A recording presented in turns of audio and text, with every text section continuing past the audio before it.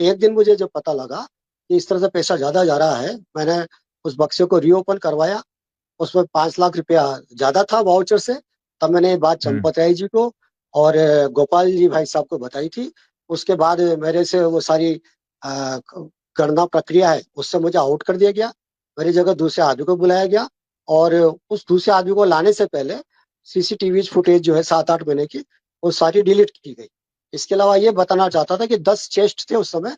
उनमें सोने की चांदी की धातुएं भी उसमें डाली जाती थी, अलग अलग श्रद्धालुओं द्वारा।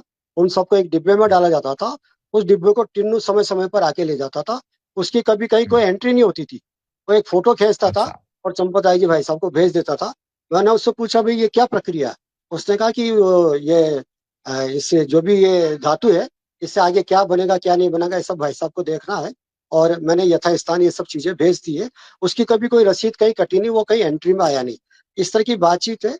और अभी जो हो रहा है उसकी मुझे कोई ज्यादा जानकारी नहीं है। और उससे मुझे सरोकार भी नहीं। अभी जो हो रहा है ये प्रभु राम जी खुद कर रहे हैं।